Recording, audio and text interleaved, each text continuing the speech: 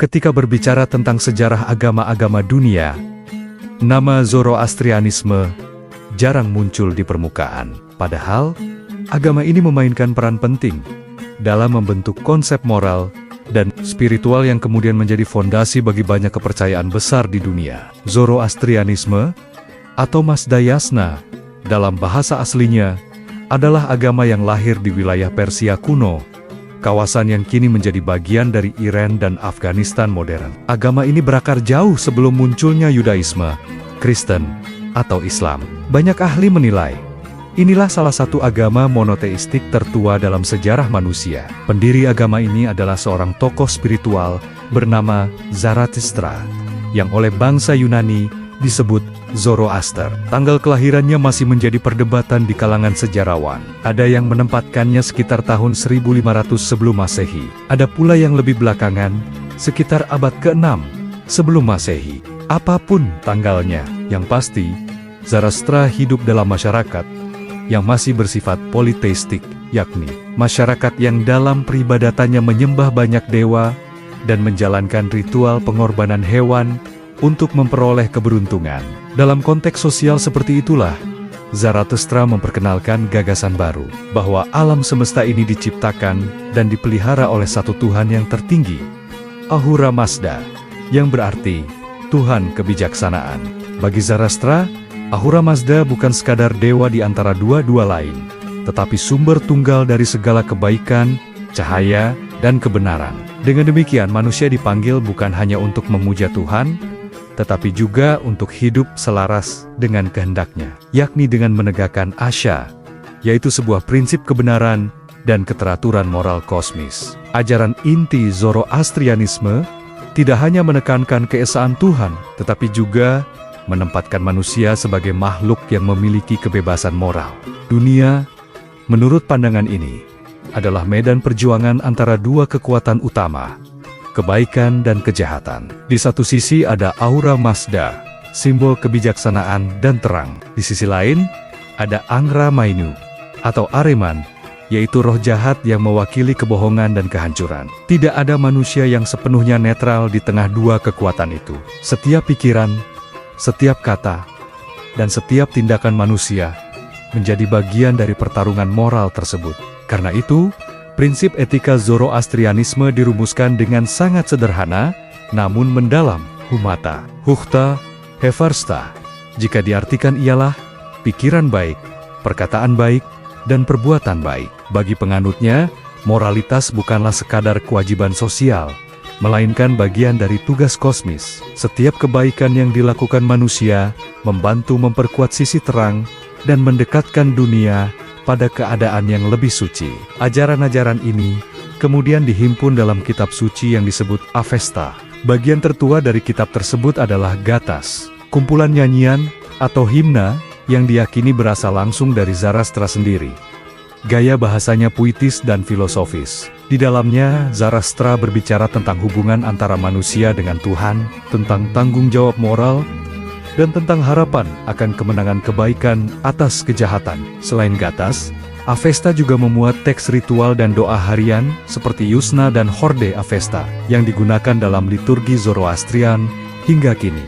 Bahasa yang digunakan adalah bahasa Avestan, sejenis bahasa Iran kuno yang sudah tidak lagi digunakan dalam kehidupan sehari-hari, tetapi tetap dijaga kesuciannya dalam konteks ritual. Salah satu simbol paling terkenal dalam tradisi Zoroastrianisme adalah api. Dalam hampir setiap kuil mereka, api suci dijaga agar tidak pernah padam. Namun perlu ditegaskan, api bukanlah objek sembahan.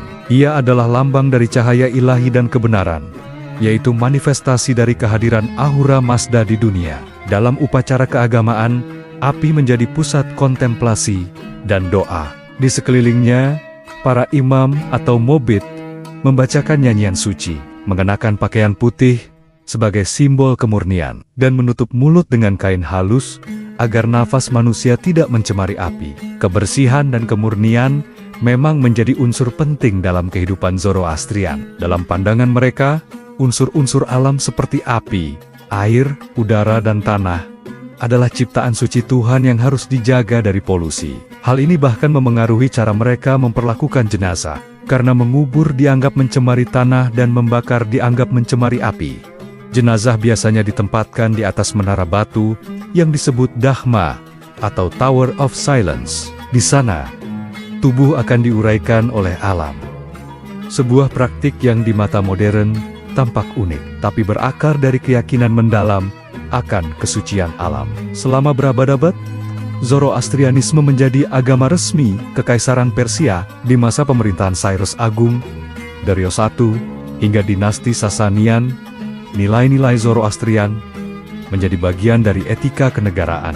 Raja dianggap memerintah atas mandat Ahura Mazda, bukan sebagai dewa, tapi sebagai pelayan kebenaran. Sikap toleransi beragama yang terkenal dari Cyrus Agung, misalnya ketika ia mengizinkan bangsa Yahudi kembali ke Yerusalem, sering dikaitkan dengan semangat moral Zoroastrianisme, bahwa setiap manusia berhak menjalankan imannya sesuai dengan kehendak Tuhan. Namun, masa kejayaan itu mulai surut setelah abad ke-7 Masehi. Penaklukan Arab dan penyebaran Islam mengubah wajah Persia selamanya.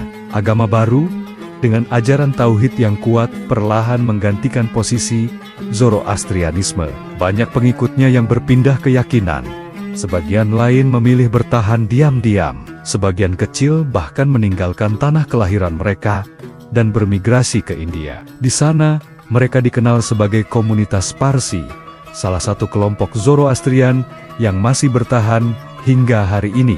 Di kota-kota seperti Mumbai dan Gujarat, api suci tetap menyala di kuil-kuil Parsi, dijaga oleh imam-imam yang melanjutkan tradisi ribuan tahun lamanya. Kini, jumlah penganut Zoroastrianisme di seluruh dunia sangat kecil. Diperkirakan hanya sekitar 100 hingga 150 ribu orang.